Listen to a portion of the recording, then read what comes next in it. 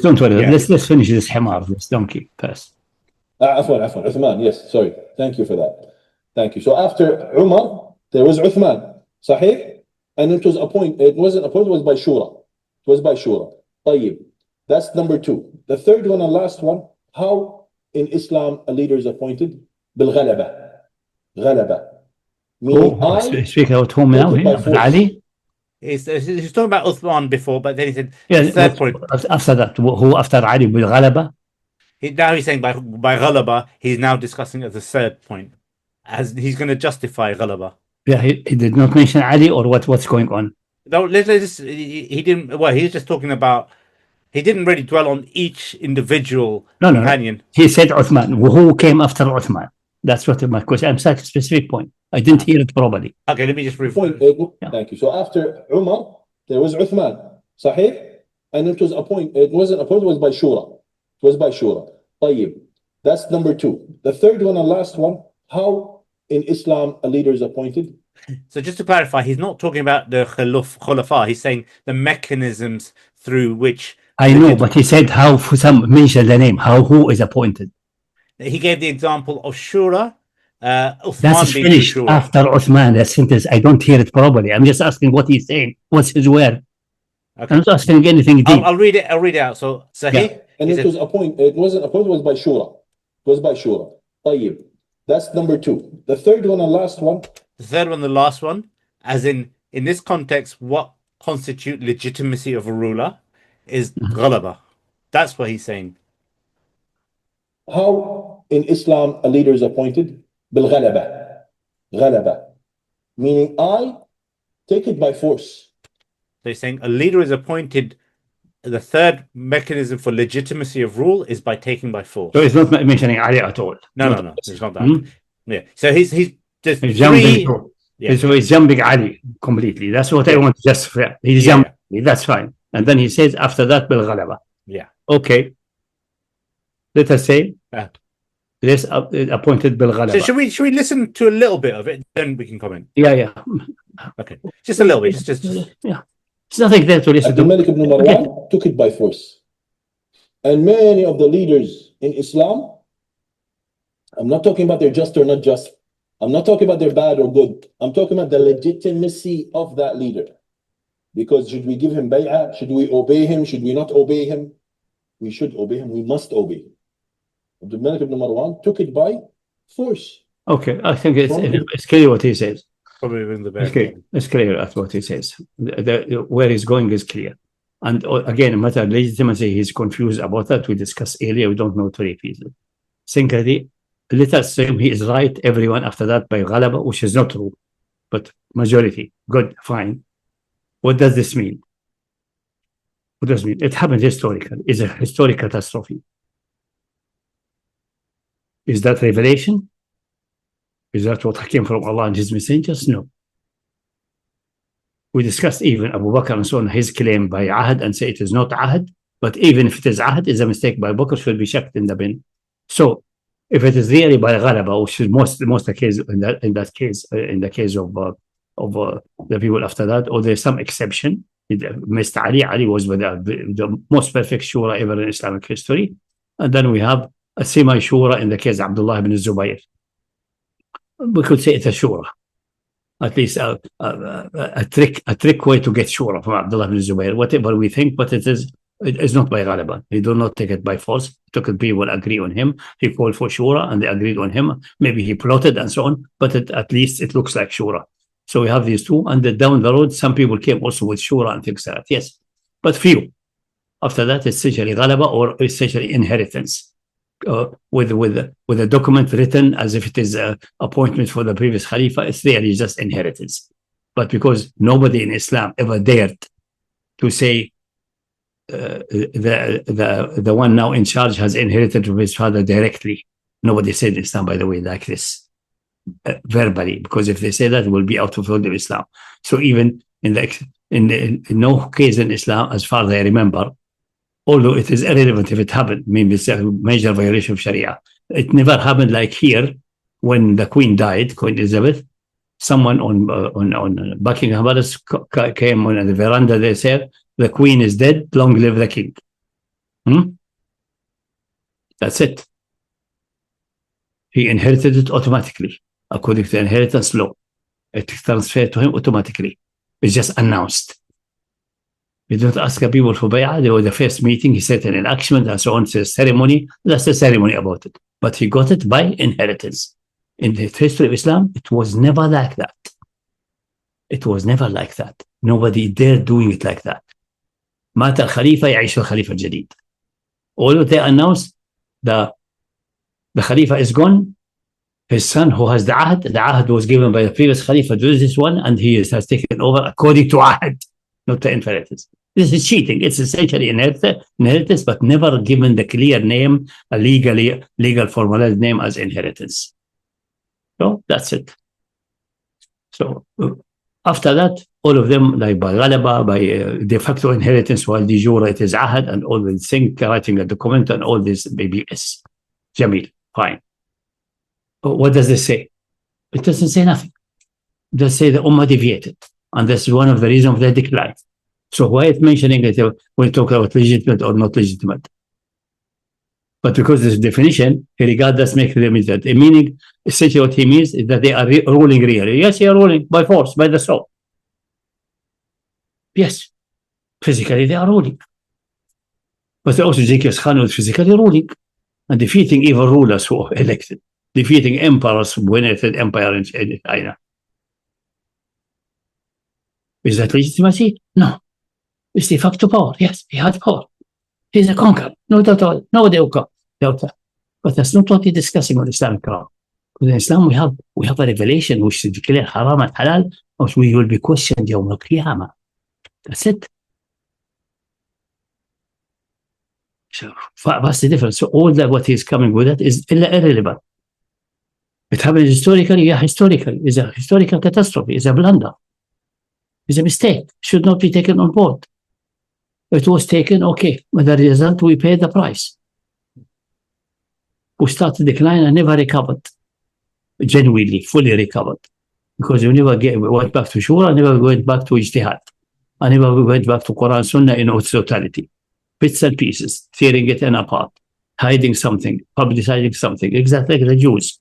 And since they started that, and the moment they started the monarchy, when they requested the king from Samuel, as mentioned in Surah Al-Baqarah, a part of the story and the full story in the book of Samuel number 1, their decline started. Yeah, there were a few years until Dawood and Sulaiman, distinguished personality, maybe 50, 60 years. Usually when things started like that, you are on the top. And then the decline was straightforward to hell until today. Continuous decline, abyss of decline. By their own choice, forcing their prophet to appoint for them. And Allah giving them that with the condemnation, I will never help you after that. Go and read Samuel. It's a catastrophe. Does it mean legitimacy in the proper sense, in the moral Islamic sense? We should be questioned yawm al-qiyamah? No. Did they have some of these kings had force? Yeah, some of them were having force. Some of them even have such an army like Ahab, the king, the one first or second king of Northern Kingdom of Israel. He had such number of horses and so on that he was able even to, I think, to defeat one of the pharaohs. Is he legitimate? No. Actually, this one introduced idols and was idol worshipper. His wife, Jezabel or something, was an idol worshipper, a Baal worshipper. History, catastrophic history. I mean, we can't. So effectively, his premise is fundamentally flawed in many places. So, so ultimately, the onus is on him. So we have the example of Saqeefah, we have the narrations, we have the Quranic ayah, we have even the issue of what is. But what he's saying, history is a source of law and morality. No, period. Full stop. And it's imaginary. Only history of a prophet, only a sister of prophet who is infallible in his action and so on, and authorized to rule, like Muhammad with the limitation he had. And he had limitation in ruling when he got a ruling. And his ruling, he's got it by people agreeing him to be a ruler, not by divine appointment, even that. And we discussed that in Saheefah Al Madina Disturiya, and also in Nusrah wal Mana'a wa Iqamat al-Dawla. This is about support and so on, and the misconception, answering the misconception of Hizb al-Tahrir, that the Messiah was asking for Nusrah, asking for support, And they regarded that as the third and last stage of getting power by Talab al Nusrah. If we verified that Talab al Nusrah was not to establish state, it was asking for asylum, for protection. It was clear from the Talab al Nusrah if you study it. He's just got the headline, and somehow in the mind of Sheikh Taqi Rahmatullah, he thought that's to establish a state. Even the bay'ah in Al-Aqaba was not establishing a state. It's just getting protection. Absolutely. And that's we have verified in that writing. And in Saheefah Al Madina Dasturiya. So even the Messenger of Allah did not get power as a head of state, not as a messenger. A messenger is divinely appointed. You like it, you don't like it, you get out. You get a red card to the hellfire if you reject it. Allah is the one who appoints and chooses the messenger. Nobody dictates to him anything. No, in a business Israel will say, oh, the messenger should be from Bani Israel. No. You get out, red card, out, and so on. That's it. That's our messenger. But ruler, no, people agree with them. And even the Quran in Makkah says clearly, فذكر إنما أنت مذكر لست عليهم بمسيطر إلا من تولى كفر يعذب الله عذاب أكبر. You are a reminder, you bring a message. You have no authority over them. But those who reject faith, I have the power. I will deal with their business, but في يوم القيامة even that. So even in matter of rejecting faith, you are not even able to do any enforcement in dunya. Let alone running a state. But in Makkah, he was not running no state. He was a member of society. Most of the time under oppression and persecution. In Medina, the conditions were right. They gave him protection. And then a state emerged because certain circumstances, you can read it in Saheefah Al Madina story. Because there was a conflict with some Jews who supported Quraysh in its warfare and became warrior. And one of them was killed. And the Jews were complaining. And the Messenger invited them to establish a confederation. And they invited the people of Medina to make a federation, the Muslim federation, and the Jews joining in a confederation. That's it. That's the Saheefah Al Madina. That's what happened historically. We can't say this history because the Prophet is managing it under the guidance of the Wahy. We say this history is binding, shows that it's permissible to have federation, it's permissible to have confederation. That's all what it says. Because he's an infallible prophet. And he took power by bay'ah. This is the right way. He did not take it by the sword or enforcing anybody else. That's it. Clear. Obvious. The moment he passed away, revelation has cut. End. Full stop. No more revelation until Yawm al-Qiyamah. After that, catastrophes, mistakes, good ijtihad, bad ijtihad, we can sort it out and study it. History. No moral value to be deduced. What Abdul-Malik did is irrelevant.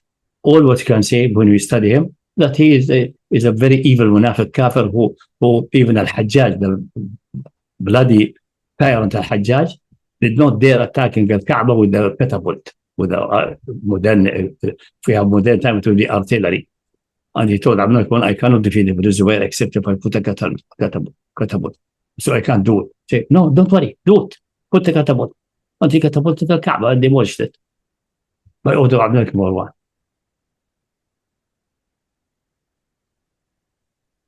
And here, Abdul-Malik, according to the hadith, I think the hadith fits on him, Allahu Akbar, there will be one committed haram, such a violation, that he will have such a punishment to equal the punishment to the half of the universe.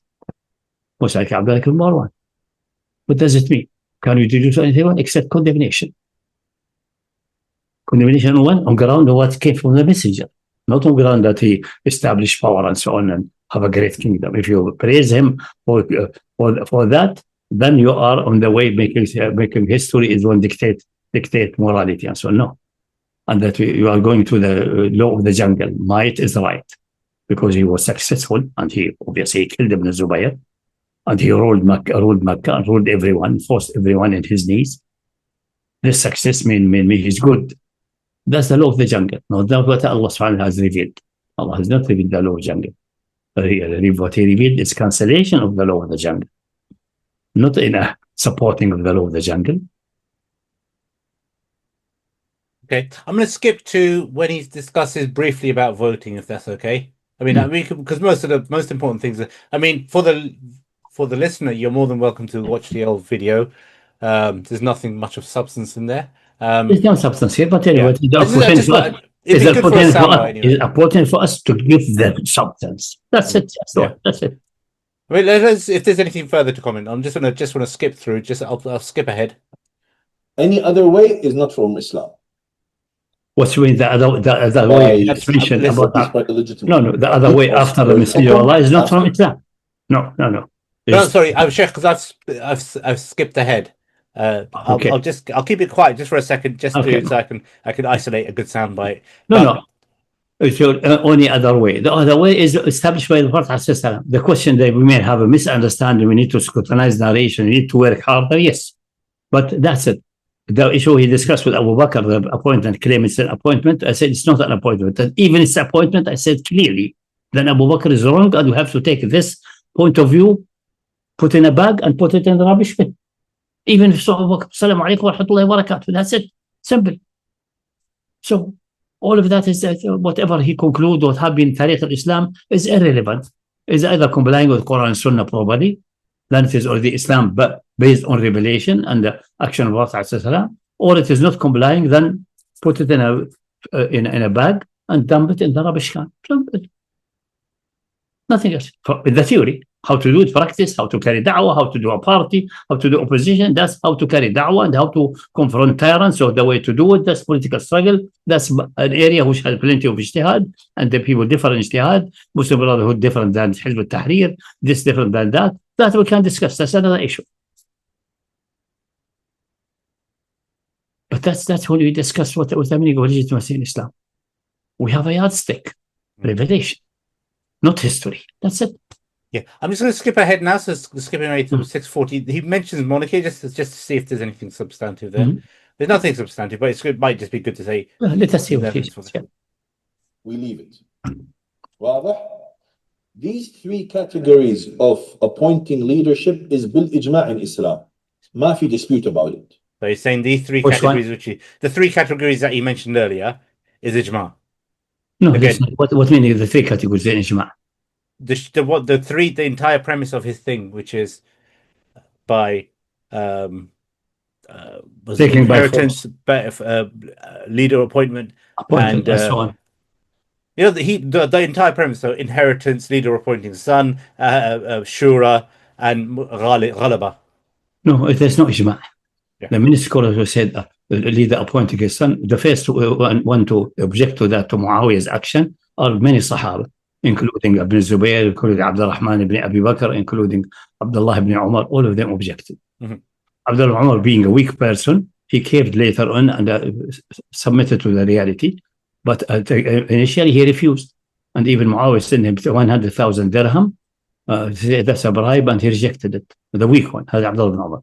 Abdul-Rahman ibn Abi Bakr, when the vassal of Muawiyyah, Marwan ibn al-Hakam, said Muawiyyah is following the Sunnah of Abu Bakr Umar. He said, no, that's not the Sunnah of Abu Bakr Umar. That's the Sunnah of Hercules and Kisra and Caesar.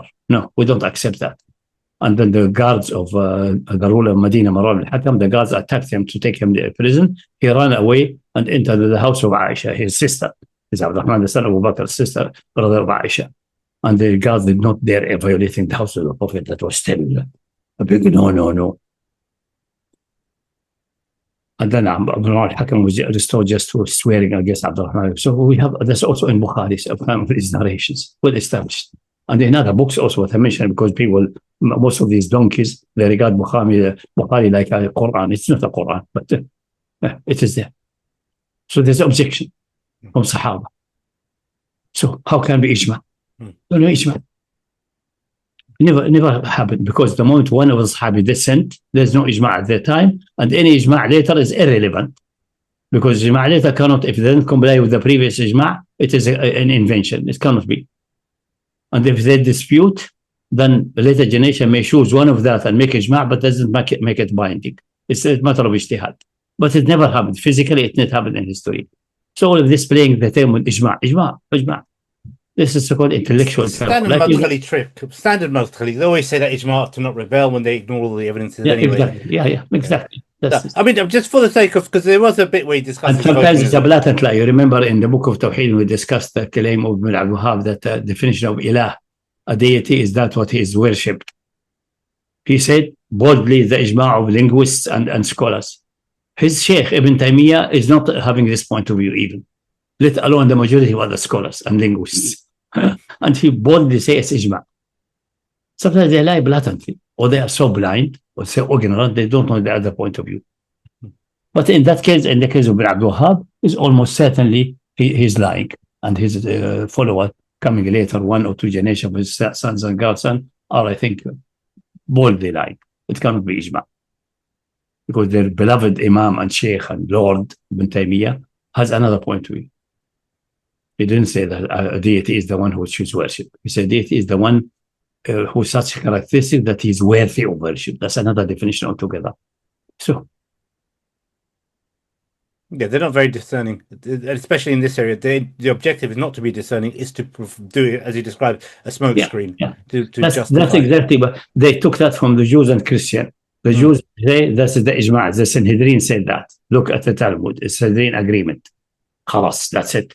And the Christians say the Council of Nicaea said that. The Council that the moment the Council meet, the Holy Spirit comes down, wave with his wings, and everyone become infallible. That's it.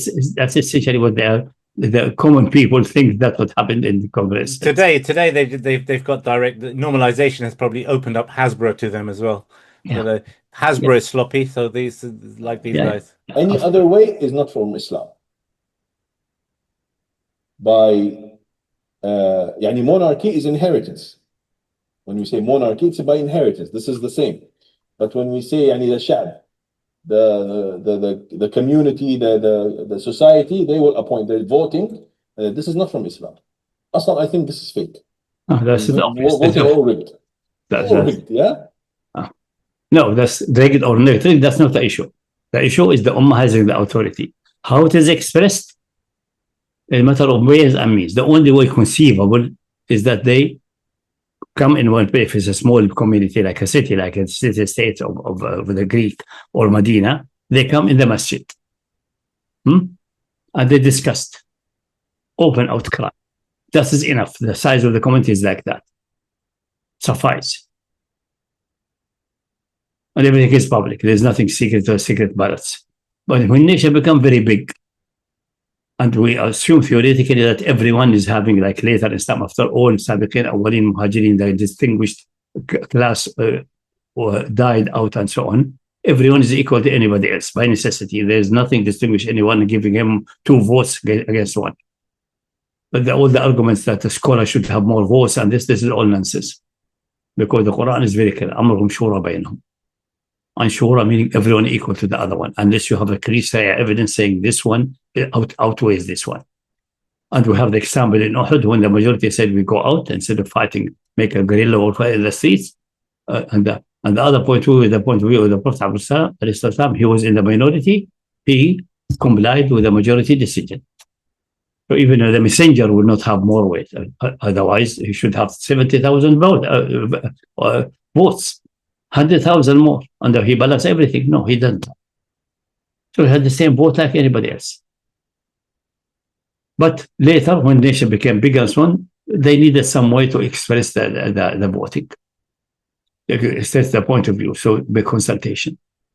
Usually that's happening by choosing local assemblies, and these local assemblies dissect local affairs, and then bigger assemblies on regional level and state level and things like that. And the higher assemblies are elected directly or directed from the lower assembly, various systems, depending the procedure the people think is suitable for their time, or according to their mindset, express the point of view better or filter wrong ideas or whatever. That's all technicality. Sometimes the technicality is invented with a bad conception in their mind. Sometimes. Then this technicality is not good. It's originally halal, but because it does not fulfill the condition that all of them are equal in shura and having equal authority. Anything violate that clearly is not a good technicality. The procedure violate that. Like, for example, restricting election on people to be elected on people. You may restrict on people who can read and write because you don't have majlis, a council meeting and so on, for people who are illiterate, for example. That seems to be a reasonable condition. But if you insist that they must have a PhD, that's an unreasonable condition. Make only PhD holder who is only 5% electable. That's not right. And the one who votes, you may insist that they must be out of age. Otherwise, they have no share in responsibility. They must be responsible. But you'd say 15, 16 years, they mature for marriage, but they are not mature for running their money. They have to be more mature, like the ayah of the orphans. You don't give them money just become out of age. You have to test them that they really can run their money. Then you transfer and make a document and so on. So you have to wait a little bit more. When rationality is achieved, it's very difficult to test in the population by testing everyone. So the only way to say, okay, 15, 16 years is way too young. Let us make it 21 years. Then he has finished maybe high school, did a bit of work and so on. So he's more aware about society. Makes sense. But if we say only those who allowed to vote, or those are about 35 or 40, that's very excessive. Or only those who have a university degree, meaning majority of you do not have a university degree. So the exclusion of shura, it could not be. So you see, the procedures and way and means could be so that they try to, as humanly possible, close to what shura is entailed, that every Muslim and everyone have a. You can exclude from election the non-Muslims, but the Muslims will have their rights protected by being a member of a confederation. So they have their own state, so to say. So this is no injustice in that sense. So that's fake there. So there's no problem. The democracy say everyone independent of his religion. Yeah, because your state is not based on communities, it's based on land, nation, and things like that. Not the same base like in Islam. But in Islam, the other ones have all their rights, but the voting for governance and so on will be in their own confederation.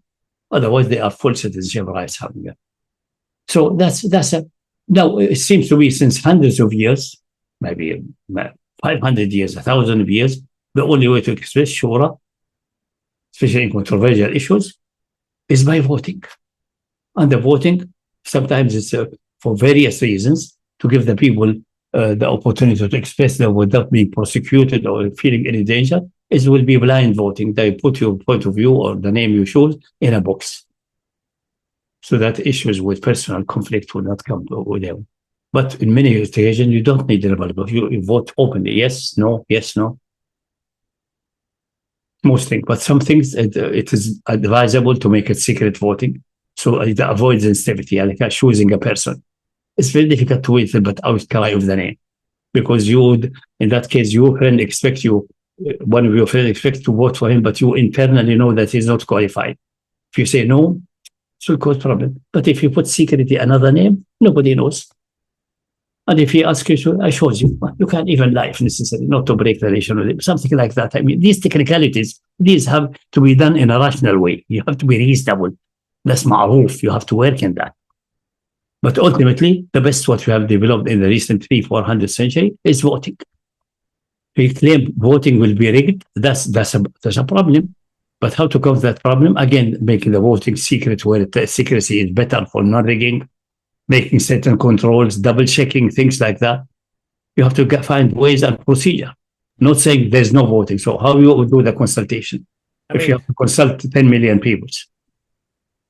Nowadays, with the computerization and blockchain and so on, it is very well possible that almost every question can be, after discussion, obviously, in the parliament, because specialists have to discuss and so on, scholars have to weigh their point of view. When you think it has matured and the people following the public following in television and so on, you will see the final decision for the general public. I think nowadays it's feasible to go to a direct voting. I mean, that issue, you let the whole public vote. I mean, it can be done electronically, for example, but there's voting ultimately. I mean, so he's basically put forward a straw man argument because it's rigged, and then whereas ignoring the fact that there is no justification. This is irrelevant. No, it's not rigged. It can be rigged. Yeah. I mean, ironically, just today alone, when they have X Factor, they can have mechanisms to vote for us, like Eurovision. There are many things. Blockchain verifying your ID. Having that on an anonymous blockchain. Now we have more sophisticated to prevent that, but even in time past, there were some ways. Mm-hmm. Yeah. Some voting, they just put indelible ink. So for example, Eurovision and things like that, and many people, millions are watching. Sometimes I remember in German time, they will say, okay, now the one who support this guy should go and fill a glass of water. Those who go, if the number is big, it will have an effect even in the pumping station. And they can measure. The pumping station report that there was a drain of that and that. And the other one, that and that. Because millions are watching and everyone take a glass of water. That's the way of counting. There are many ways and means to depend on technology and time, but the principle is clear. The people express their point of view, and hopefully we can get them and put procedures and what ways and means so that they express and they can be as free as possible and less fearful of any intimidation. And this is a tall order. It's not easy. Sometimes also how we can make the independent media and the parties so independent that they will that they will be really doing sure genuinely for the benefit of the ummah. For example, America, they made a blunder with the issue of lobbying and registering lobbying. They say they have to be registered and so on. But because the Jews do not need to register because of certain trick in the law, the result is happened that the Jews are now more influence than they deserve. And because they can't buy the main media, so it was a problem. There was a media bias. What can you do with that? You have to find ways and means and to solve that. But this is not because the public does not have the right of vote and so on, but because especially in a capitalist society, the capitalists have overwhelming power because the money power is big and there's no restraint in it. And the money power became so big and concentrated, essentially because of the usury system, lack of good inheritance system, which distributes the wealth, and other deficiency in the law. This is not an Islamic law.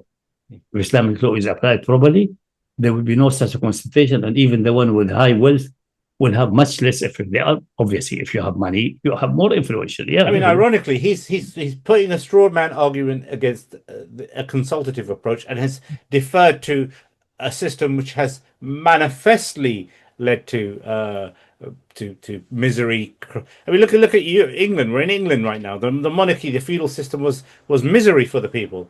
That's what snowballed their own development. So he's put a straw man argument, no justification, and then he's effectively trying to supersede that with something which practically alone is coming with the several trivial points which apply in certain situation and regard that as fundamental. Because he's a shallow, most likely completely doubly and complex, ignorant guy. That's it. These issues have been discussed in the West and discussed everywhere by philosophers, university professors, and so on, how to overcome it, how to deal with the lobby, what to do in there.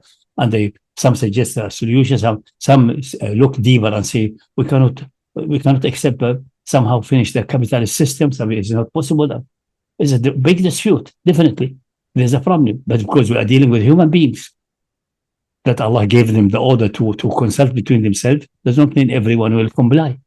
That Allah said, avoid zina, does not mean everyone will avoid zina. There will be people committing zina and so on. But the question is how to manage things so that to reduce that to the minimum possible. That's it. That's all that's it. And the Sharia has injunction for that and have safeguards. And the rulings about power in the society and so on, they are by themselves, if applied, especially the issue of that's the reason usury is so important that even in a confederation, a confederate, not in the Saheefah Al Madina, but later in Najran, became a confederate also. In the Najran Treaty, they have all their religion, they have their churches, they have their thing, their procession, everything, but only one Islamic ruling is valid in their domain. No usury.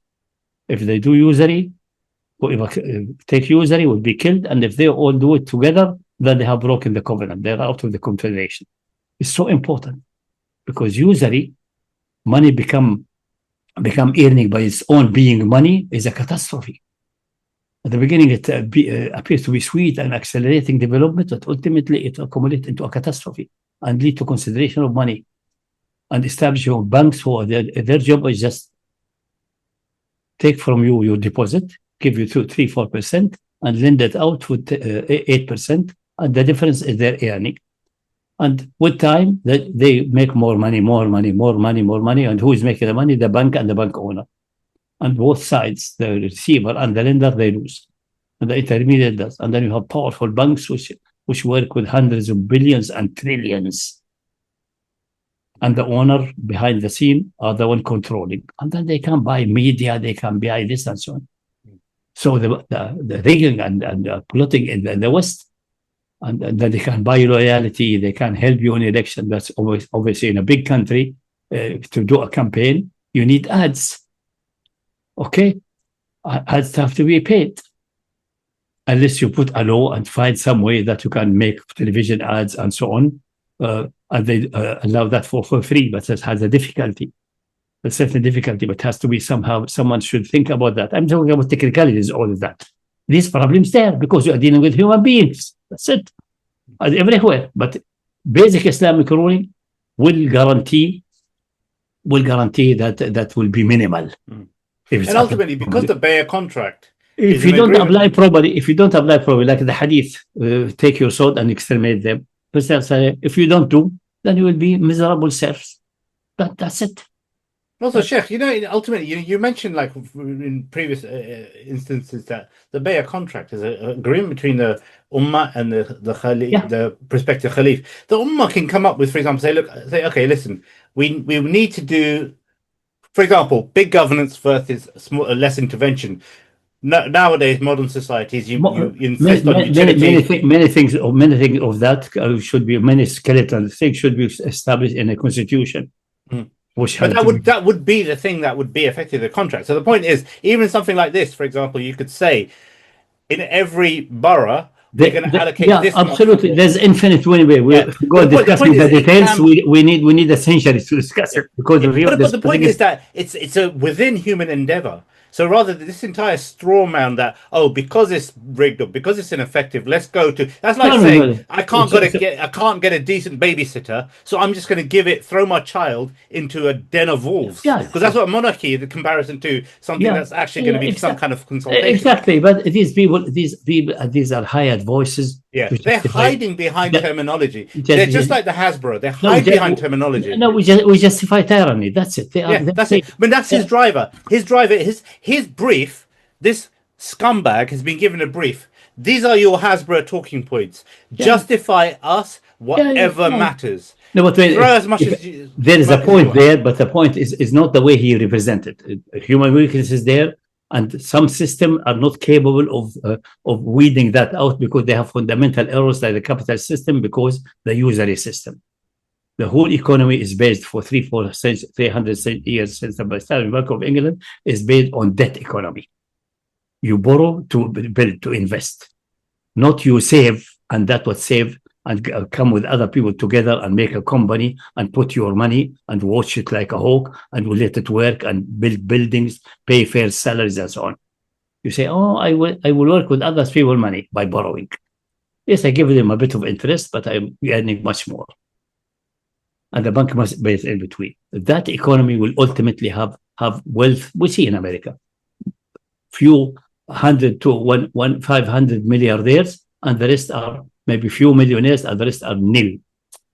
And whatever you do in election, they will be able to buy votes. They will be able to intimidate people. They will be able to have mouthpieces. They will be available because they have money. BlackRock buying everything. Because they have money and excessive money and living lavishly, then their children and their level of society, they don't want to work hard. So they have money, they have excellent food, they have hormones, so they want women. But women in their own society is a limited number, 1 to 1, but they want more. They want 10, 15 women. So they get the poor classes to become their own prostitutes, like Trump and Einstein. It does come from that. It doesn't come from heaven. The devil does not come directly like that in a pious society originally. No, it gets like that through the money. They want entertainment, they want dancer and so on. Mm-hmm. And it accumulate until somebody say, everyone should have the right to cohabit out of wedlock. Why should we stick to wedlock while the others are enjoying them on tons? And then zina and debauchery become common. Then someone say, why not do it with a man? Why come out and display it? Who prohibit me? It's all come from that. Ironically, from the people have lavish life and no work. I mean, look at the regime that this dog serves. There is a prostitution haven anyway. Yeah, and the UAE regime was from pearl drivers and brothel keepers. So he's just another. He's a pimp. Yeah, in fact, MBZ's his pimp. He's a pimp. Yeah, he's a pimp. I think it's all indication. I hate to say that, but some without compelling evidence, but all indication indicate that this man is almost either retards or he would not be welcome to the Yawm al-Qiyamah, which is very remote, and other is a munafiq kafir. I hesitate to say that unless it doesn't. What it brings is completely. He's not even the level of the munafiq who dispute with a book, because he's not even disputing with anything. He brings a historic story there in a mutilated form. It can't be explained. And then in all that, did he mention any word or hadith or ayah? No. Maybe a bit of hadith, one sentence. And even the wording is not the same like in the hadith. It didn't say in Bukhari, it says, I'm not asking him to give isnad. We try to give isnad. You remember our discussion. If someone, what's about this hadith say? Don't tell me the hadith, where it is and what's the isnad. Read it to me. You remember that. That's our habit, at least in the last 2 or 3 years. We don't accept anyone in our halaqas and study circles when you say, what's about this hadith? Where you got it? In which book it is? And what is the book writer say? Haddathana. Give me that. Minimum. Nowhere of that like that. This is nil. This is nil. This is beyond being donkey, compounded ignorant, or alternatively munafiq kafir, or both. And as is always the case, if you're a man, if you have any honor, if you have any principles, if you've been given a leash as a concubine to respond. Yeah, no. That's just. Oh, this kind of people, I think, is very clear. I think this is because the Emirati rulers, they are more sharp than that, but they know we need their portion of the Muslim community, a good portion. They are so unaware about such details, and they have mashayikh who are so like donkeys, like the most Maulanas from India, Pakistan, the Masjid, most, not all, most. They read this khutbah in Arabic, not knowing what they are reading.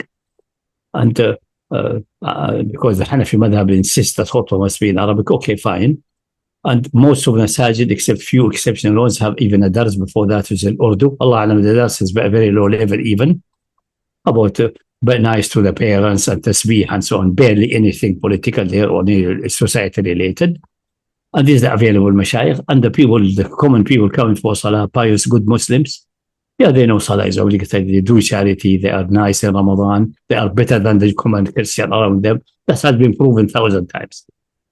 That in any Western society, the Muslims are the most charitable, the most accommodating, the most kind. That's proven beyond doubt. We don't need to discuss anything like this, despite all the campaigning and so on.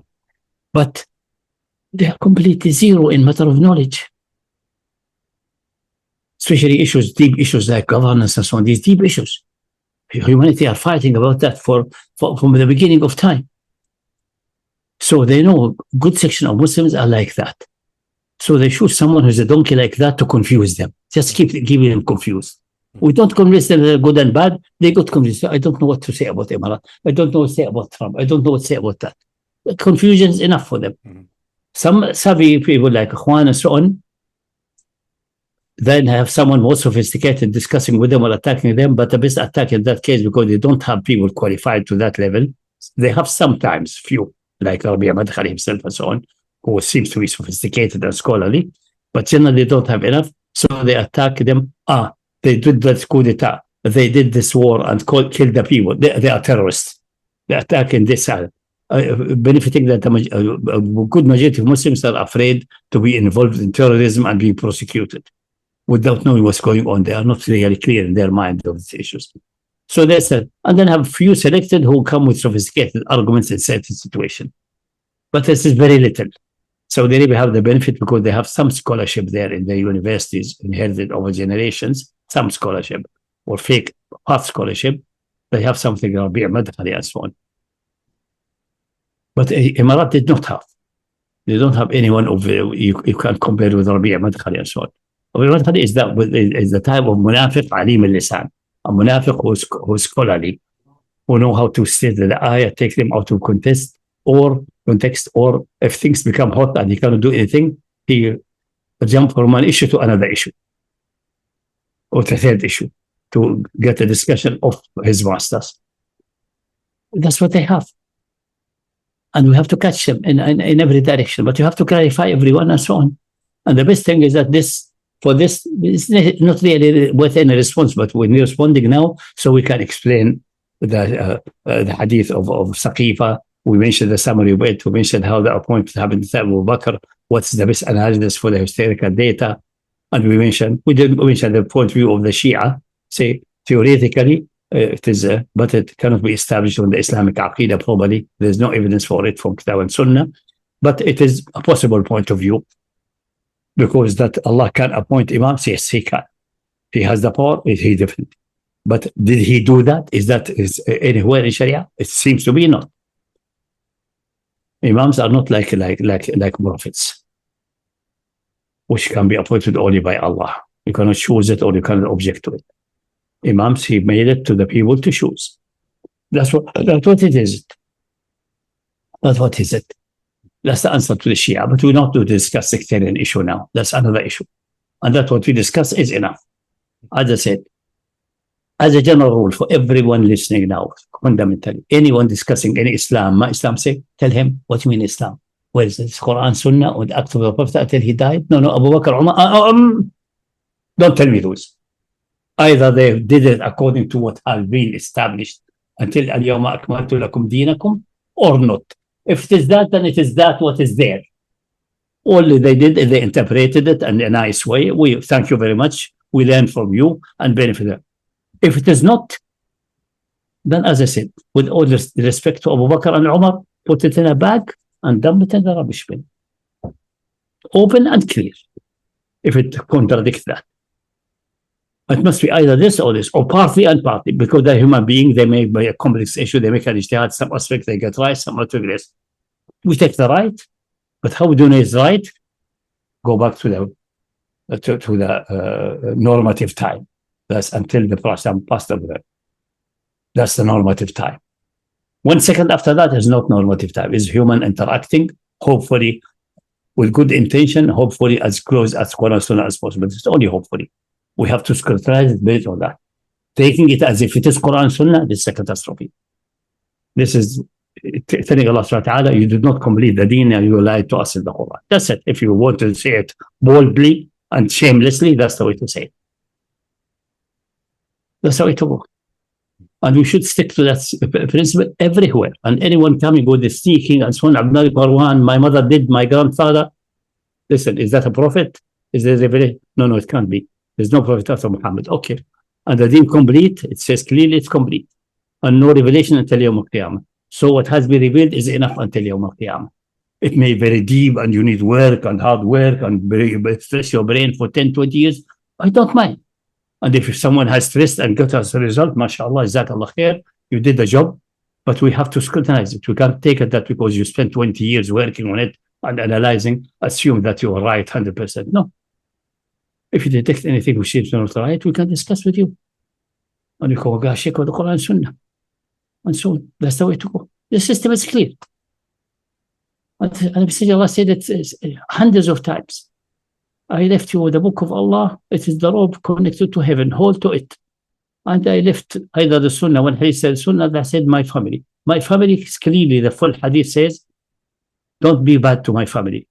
Obviously, he received wahi that his family will suffer after his death. So he's making us a trust that you treat my family nice, you don't mistreat them. And the Ummah neglected that. And they have been most of the time mistreated after the Messenger of Allah. And the Sunnah is that, which is explained to the Quran, but the Sunnah is clearly enshrined in the Quran. Obey Allah and the Messenger. Who obey the Messenger obeys Allah. The only thing remaining with the Sunnah, because Quran is protected letter by letter and so on, the only thing remaining by the Sunnah is that it's not all narrated by Tawatur. So there's the issue, is it well established? Is that the exact wording? We have to scrutinize that. But Allah allowed us to do that. As long as you do it sincerely with good intention. That's it. Salam alaikum wa rahmatullahi wa barakatuh. There may be a complex issue I cannot analyze properly because I don't have the intelligence and so on. Or I misanalyze, I lump two issues and come to a ruling.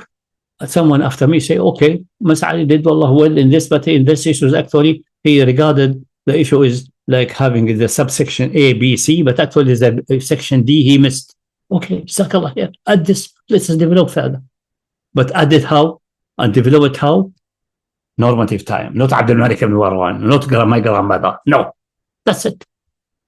So we tell this one and everyone else that is the way. If you don't follow this way, which is established with attitude in the Quran Sunnah, then tell us what is the issue there? Quran, Sunnah, and the messengers, they define clearly that everything complete until he departs the world, and we have to stick to that. I left you on the white, clear way. Anyone going deviate will be perishing, will be going definitely perishing in the hellfire in the Akhirah, but possibly even he will perish in dunya, which we have seen in history. That's it. Otherwise, tell us clearly what you believe, what this man was. Maybe he's a liar. That's another issue. Then we discuss if he's a messenger or not. Then we go to square zero. Not discuss how voting is voting or not voting. No. We discuss the basic issue. Is that a messenger or an imposter or a mentally deranged man? We have to settle that first. They say that to Faris and Hammadi, to ourselves, to everybody else. If that's settled, we brought the evidences we think it's with absolute certainty, then we stick to that and build on that. And anything built must go back to this one. You establish one fact, hopefully with absolute certainty, and then build on that. You don't come with a confusing issue and make it the base. You never start with the end. You start with the beginning. You never start with the confusing and questionable. You go to the certain and well established and build from there. Maybe you'll achieve to that what you want because of time limitation, life limitation. You do whatever you can and leave the next for the next generation. There are many issues in the Quran and Sunnah and many issues not related to ahkam especially, but generally, which seem to be people struggle in the past to understand them and so on, because the tools were not ready yet at that time of mathematics or philosophy and so on. But what they should have done, which they didn't do, unfortunately, mutakallimin, is that they messed up, like the issue of qadar, for example. There are evidences clearly that there's a free will, and Allah allowed you to choose whatever you choose. And that we choose is not known in advance. The evidence Quran is overwhelming. And the evidence that he knows everything. You have to put them in a synchronous way.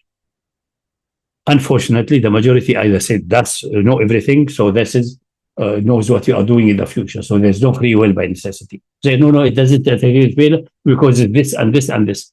Instead of putting it in saying, this is so deep, we cannot comprehend how it is, but this is true and this is true. How to synchronize 100%, only Allah knows. But it's definitely that's true and that's true. That's what they should have done. Later generation, develop mathematics, limits, set theory, they may argue and bring the resolution in a mathematical form. Yes. But taking one and leaving the other one, that's the way of misguidance. That's what led mutakallimin to fall in fatalism and things like that. As you say, statements completely nonsensical. Because they don't respect that this revelation should be complete and they should be supporting each other. You have established, for example, the Quran is from Allah by all kinds of verification. One of it is that it's a miraculous numerical coincidence by itself. So it cannot have contradiction. If something seems to be not fitting together, seems to be contradiction, but we have established an independent proof that it's from Allah, then we have to say we are unable to synchronize that because we are limited. Because we established from Allah by other evidence with absolute certainty. So then stick to that and keep both. Not balance one against the other one. Put them together. If I can't put it, let me get a full knowledgeable scholar to do it. The knowledgeable nowadays, maybe down the future it will come. But I must assert in advance they can't be contradictory because they established. Or I didn't establish and this seems to be contradictory, then it's not from Allah. There's no free lunch. It has to be done this way. So all this boy beating at Abdul-Malik or Bakr and Umar, this is beating around the bush. This will ultimately end destroying Islam if we follow this approach. Most likely this donkey is out of Islam anyway. But if he's in Islam and still doing that, because he's completely his retard, is the level of retardation. We should get at least up to the basic level of mental understanding. Go to the fundamentals and build from there. Start with certainty, and the Quran tell you how to do that in Surah Ali Imran. He revealed the book, there's ayatul muhkamat, which admits only one meaning. There's no way you can beat around. But those who have sickness in their heart will follow something which may be confusing. Like, for example, the ayat that Allah is one, ilah wahid. Meaning is very clear, one, ahad, in his essence and in relation to anything else. Some went to the ayah, say, when Allah says, we reveal the dhikr, we, that's plural, say that must be 3 times, or 3 persons, or 5 persons, or 2 persons talking. But we know Arabic language that we is used by kings and used by one who has a supporting staff. So if they consider I, say we, because my organization, my follower, my servants are doing that in behalf of me. The language admits that. So this, all this is a trivial point, but a Christian will argue that say Allah because of that. Say, okay, if you think this is confusing, it has multiple meaning. What's qat'i? Allah wahid. And what's qat'i? Don't say 3, he's only 1. This qat'i. So that must be interpreted that is a majestic we. Simple. But if you start with the confusing and try to attack the qat'i, or you will never end anywhere. You will go in a never-ending circle of mistakes and errors. And that's not only in the issue of Trinity, but even in the simple, in its complex in some aspects, more than Trinity, but simple in another aspect. It's not an issue of Aqidah, issue of ruling. What Abu Bakr did, he appointed someone. It looks like appointment, but let's study history, see what he did that. Oh, he did, actually it was not, he was the head of an election committee. But I don't believe that. You say don't believe that. No, it's an appointment. Okay, if it's an appointment and you insist on that, then he is in error because of Quran and Sunnah. Assalamu alaikum. Easy, simple, straightforward. We have to hammer that in our brain, ourselves. Don't worry about this donkey. We have to get that in ourselves, in our brain, and graduate out of this. And all halaqas, all our discussion is to hammer that in everyone listening to us. So they get out of the time of confusion and triviality into starting, even if he is a street sweeper, these issues he can understand. And I explained them to simple people. And they understood it, they apprehended it, and they accepted it.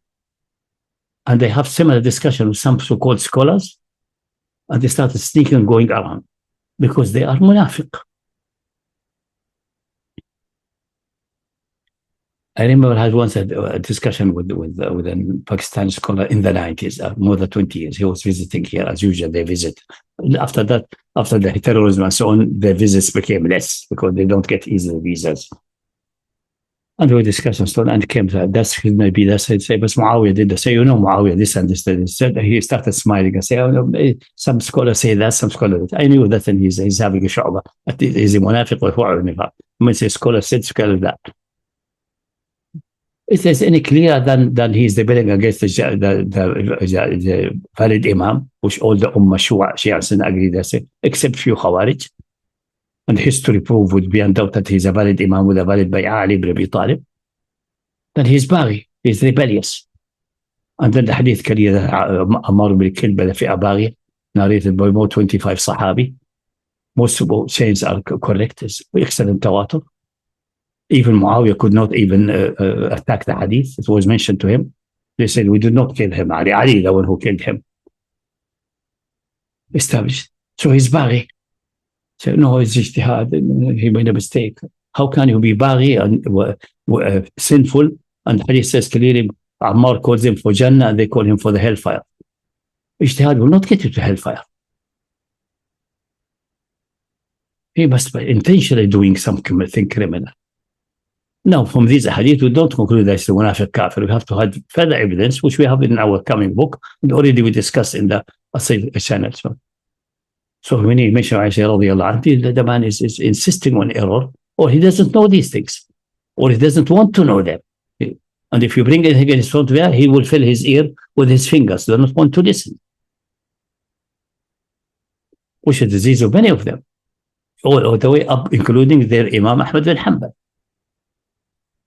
His son narrated that when he was at Abdul Razzaq, who have quite a number of hadith against Muawiyyah and even criticizing Uthman, Abdullah said, when my father, when Abdul Razzaq come to the section or the chapter or the book in which these hadith are, which Ahmad Hamid called the hadith al-radi'ah, the bad hadith, my father stand up, go far away so he doesn't listen to them. As if he listens to them, they disappear or they're proven to be wrong. Instead of sitting, listening to them and tell Abdul Razzaq, this is wrong, this is right, and discuss with him. because he will be defeated. So he ran away like the people of Noah.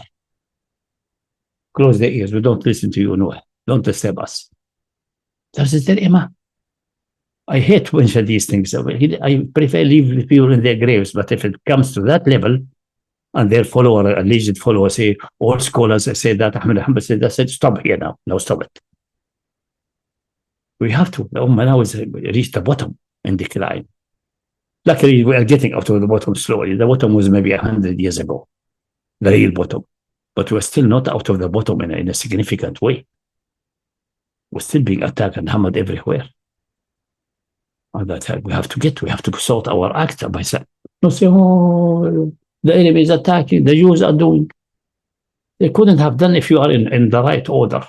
And how you come in that situation? Because of this and this. So we study history in a critical way, not in a complacent way, make history noble and no, it was noble, not noble. Except maybe until the time of Ali. That's it. And not pure, because it was only the time of revelation. In matter of action of the Prophet, but even in time his life, there were people committing sins, committing treachery, and so on, and the ruling about them say Allah clarified the human society. So even these acts is not an evidence for something, evidence that they were human, but the ruling and things which refer to and the statement of the messenger, that's the infallible one. That's the measure. That's the meaning that the life of the Prophet is a history, a holy history in that sense. Not that the people, all of them were holy and not committing any sin. No, plenty of sins and mistakes have been committed even in his time. But they were never accepted or labeled as being okay. That's it. That's what we need. That's the meaning of holiness, time, which we can refer to. Anything after that has to be scrutinized based on the principle established there. I think I clarified that and repeated in various ways. But if we stick to that, then all of this will go. And the listener who may be confused by this one should take that to heart and repeat it again and listen to the video several times. And if necessary, take a piece of paper, write your summary, make a diagram. If you're a programmer, make a flow chart and things like that.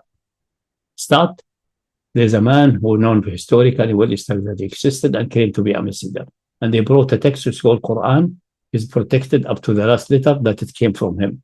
How do we know? See the Birmingham manuscript and the rendition and the billions of copies and so on.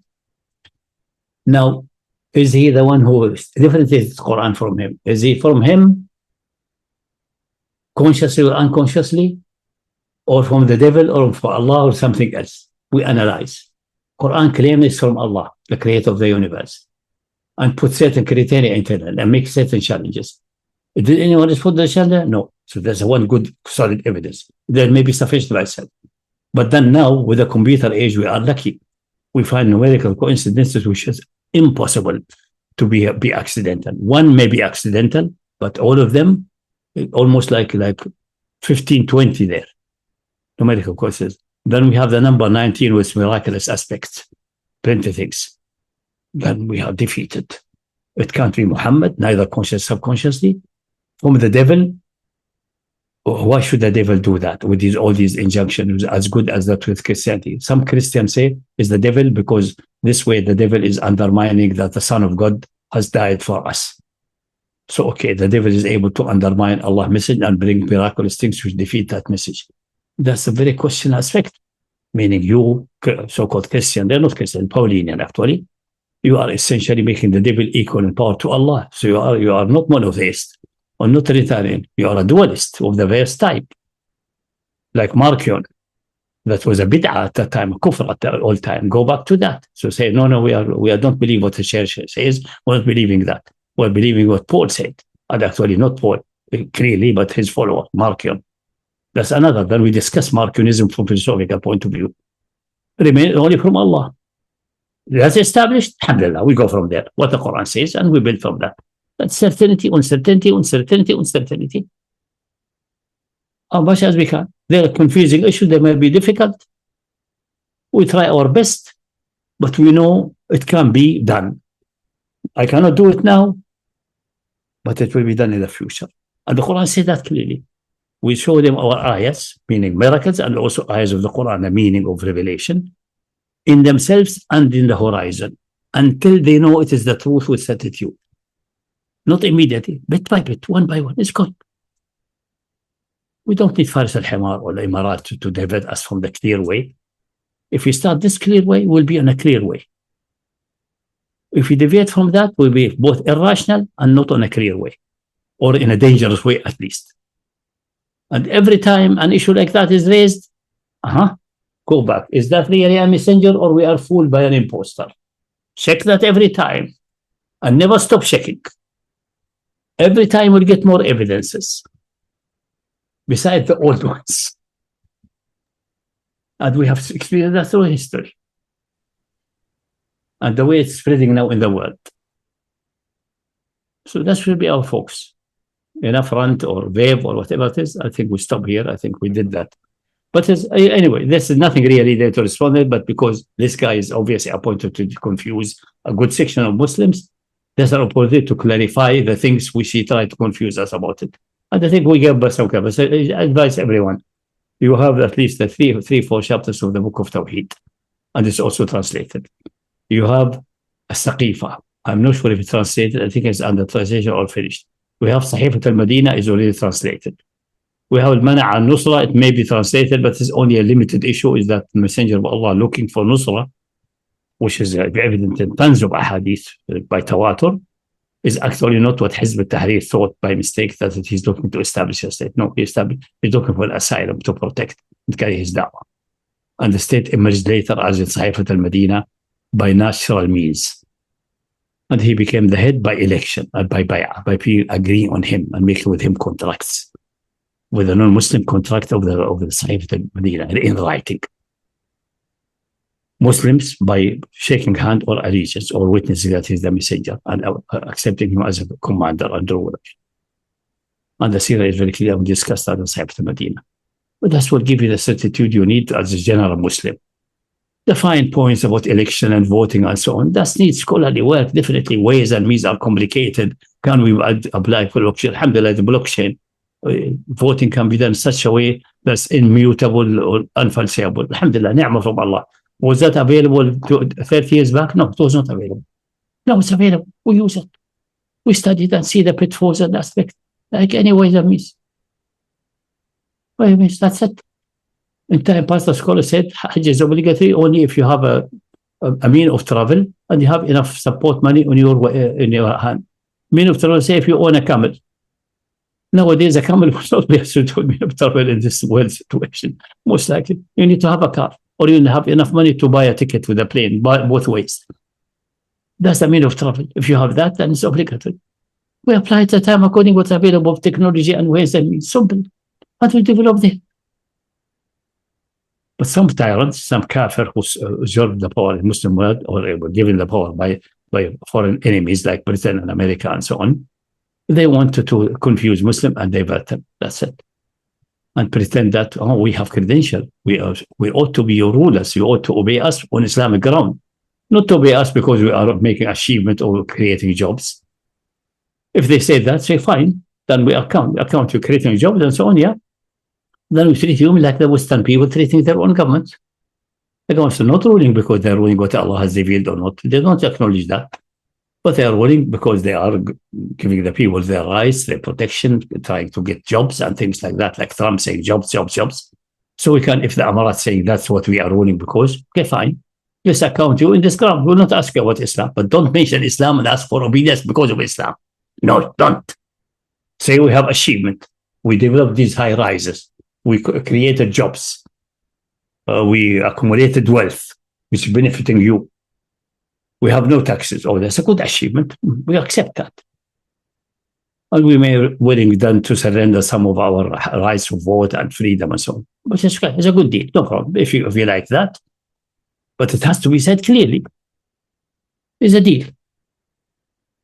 And that's the reason we say, keep us in power because we give a balanced situation.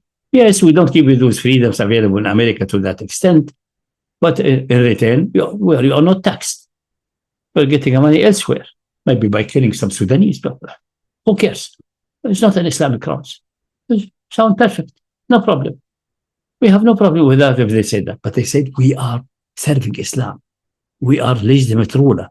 If you obey us, you obey Allah. Then, okay, what are the conditions for obedience? What I mean Islamic ruler? What mean the correct? And we have to ask the question. We are come to around that. If you say, no, we are Democrats, we're just creating jobs. Okay, show us the jobs.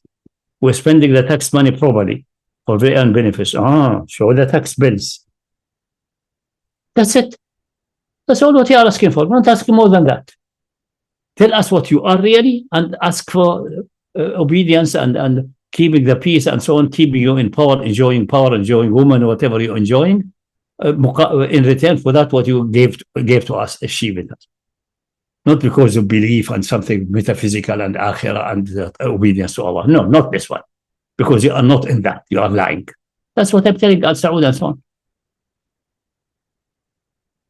Now Al Saud got in extra trouble because initially claiming that they are there to establish Islam and protect Muslims and so on is exposed. And then Fahad switched to, no, we have achievement, we have great budget, we are creating jobs, we are building schools, we have roads. Okay, achievement, good, maybe you accept that. So just wait until we give you full democracy. We are not mature yet and so on. But now the problem added that they wasted the money in such a way that they needed to put taxes. Now, if taxation, if you put taxes, let me ask you, where is our money? Not a tax legitimate Islamically or not. That's not the issue. Where is our money? Because you are a government of achievement of managing the affairs of people to their own benefit and ask us to accept you. We are willing, but you take our money as taxes, we account you like America do to the government.